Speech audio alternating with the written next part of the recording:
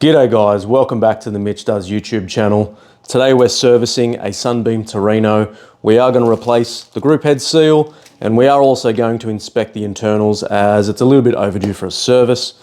I'm going to slap on some gloves and get into it. Now the majority of this machine requires a Phillips head screwdriver to service. There really isn't too many crazy parts on this machine, which is great from a servicing aspect.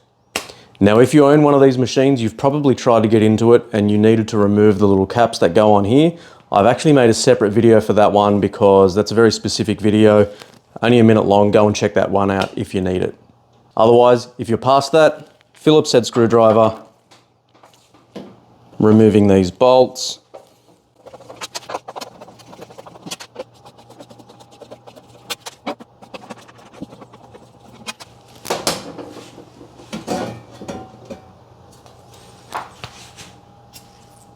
Like this. It's exactly the same on the other side, but I'm not going to show you that. If you want to watch me do it on the other side, rewind the camera, put it in the mirror. It's the same thing, but mirror imaged. Get it? Now we do need to remove these 4 screws here as well. I'm going to make a very, very strong point here. You shouldn't pick up a machine from these here, but definitely do not do it once you're starting to undo these bolts, as you're probably going to break something. So don't do that. And also be aware that sometimes this bolt here is slightly longer than the rest. Sometimes, not always. If it is, make sure as you pull them out, you place them in the same order that you know what I mean, so that they go back into the right spot. Now, I know this might sound a little bit silly, but it needs to be said. Before you service a machine, please empty the water tank. It's a bit of a no-brainer, but you probably didn't need to be told that. I hope. Pull the water tank out, inspect, everything's looking pretty good. 2 little screws at the bottom here, and then everything's gonna kind of want to fall apart.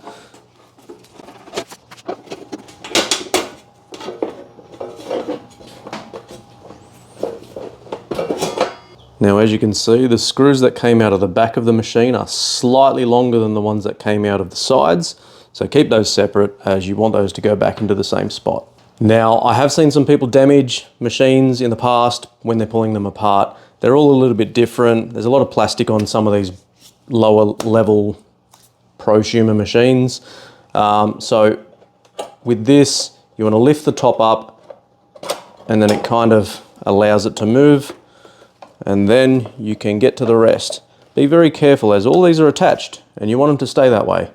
Now, once you're at this part, you can inspect inside the machine. Now we're just looking for water leaks, any corrosion, any electrical issues, if there's any burning smells, if there's anything that looks abnormal, stop, take it to someone or order the parts, whatever you need to do, but don't just put the machine back together and think that it'll be okay, because it could be a $5 part that destroys your machine. So inspect it closely and go from there, guys. This is a great example of the sort of things we're looking for. You can kind of see that little white, dusty looking stuff. So that is generally built up by some form of corrosion. So there has been water there. I'm going to inspect everything around this side of the machine because that's the pump, which means if there's a leak, it's probably going to be close to that. So the great news is all it was this little fitting here was just slightly loose. So I've just tightened that up a little bit. It was obviously a very, very small leak as there isn't a lot going on there, but that is perfect. That is one problem solved, and that's why we pulled the machine apart to check, because it could be something as simple as that. There's a lot of electricals around. You don't want to be messing with that stuff. So save the day there. So once you've pulled everything apart, inspected everything, tightened any issues, cleaned any water leaks, and just checked all electrical connections as well, make sure there's nothing loose, we can pop the machine back together, and everything inside this machine is looking pretty good. I'm not going to jump in and check the main control unit and stuff like that. There's no water leaks, there's no electrical issues. Let's chuck it back together. Let's get to the fun stuff. Now, as you're putting these screws back in, make sure that you've aligned everything properly, because there is a decent window there where this front panel is not going to line up with the top. So just take your time there, make sure you get it right. just do them one at a time, and if you need to come back and do more, just get it right. Make sure it's done the right way, not the fast way.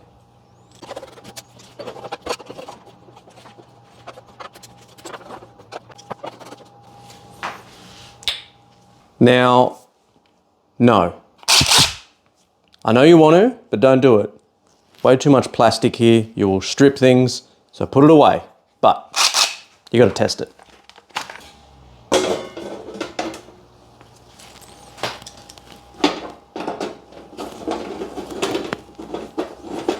Now make sure you can actually pull the insides, sort of where the tank is, side to side. So make sure that's lined up, otherwise these screws will not go in. Now if there's any spots that you can see have been sort of touching on metal surfaces, make sure you give them a good clean up now, as they're impossible to get to later. Do it while it's apart, and then you don't have to worry about it again.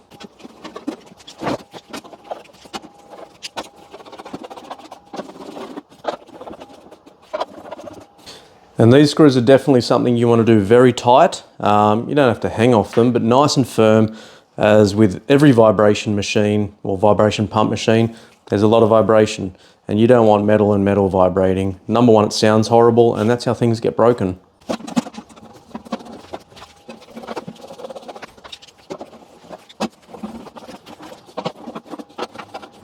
Now, before you replace your group head seal, run your standard D scale in this machine. It's super simple. There's even a button for clean, so surely you can work that out. I am going to do a separate video for that anyway, but anyone servicing their machine should know how to do a basic D scale. So now we're going to move on to replacing the group head seal. The customer has opted not to do the shower screens, and that's perfectly fine. It's not my money. They just want to replace the seal, as you can kind of see why. That guy's coming like all the way across. It's well and truly overdue. So pop your group handle out, portafilter, we can call it whatever you want to call it. The drip tray out, and then this is pretty cool. I don't know if this was intentional or not. The back of the screwdriver into that hole, and you go up. In case your screwdriver's too long, it's got a little bit of room there. I don't think it's for that, but it works well.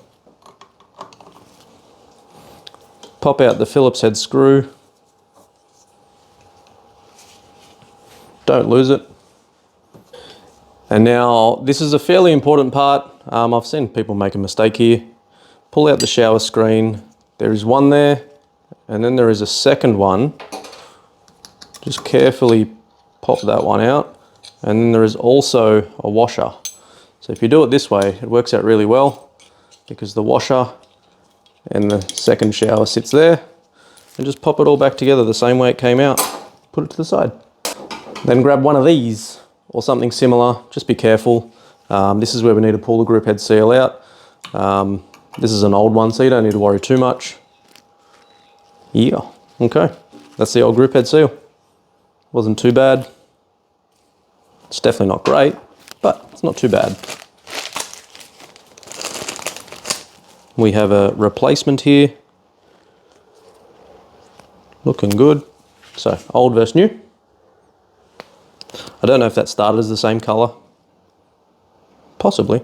Coffee does strange things. And you can see the difference in the thickness there. Hence why the portafilter's coming so far across. It's just allowing it to compress. So we're going to pop this guy in.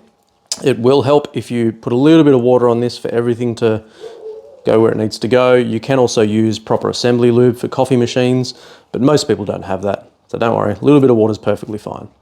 So now that we've pulled everything out, we do want to inspect up inside just to make sure everything's clean.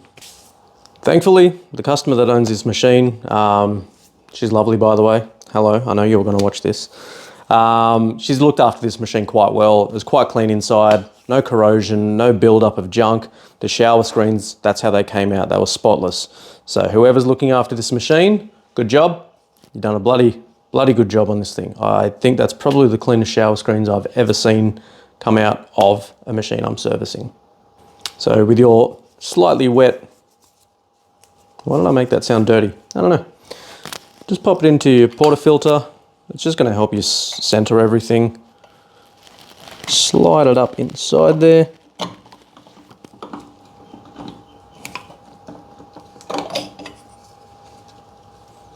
And just make sure everything's located nicely. It's very important because you don't want to tear the seal, especially when it's your last one. Then grab that washer and the inner shower screen, and you want to sit it over the top. I'll get the camera nice and close so that you can see. So with that washer inside, you want to sit it inside that ring there, as you can see, so that make sure that the blue seal or whatever color you have got, they come in a few different versions, are sitting all around the outside of that. And then you're using the bigger shower screen to make sure it goes on the outside of that lip. Like that. Best way to check is if you spin the shower and it spins freely, you know you're good. Holding on to everything.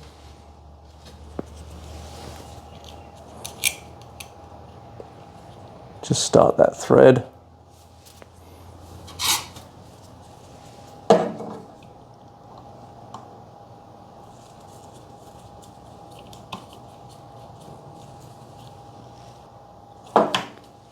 And that's it, much better. So once the group head seal and the shower screens are reassembled, grab your portafilter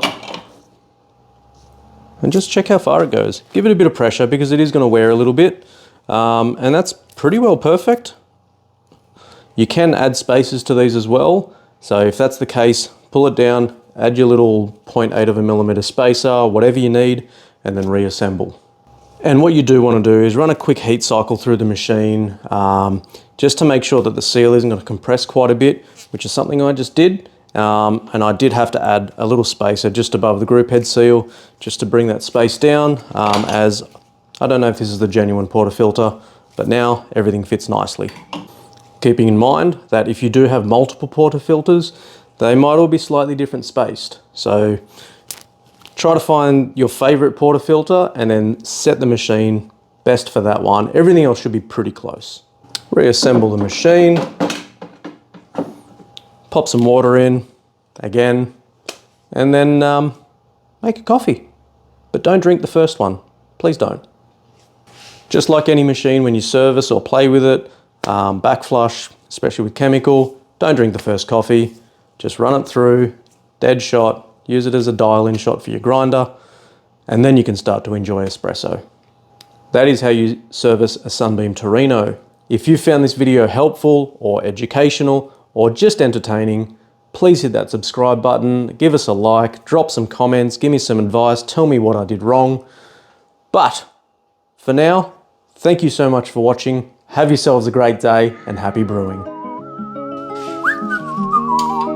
Nothing to see here.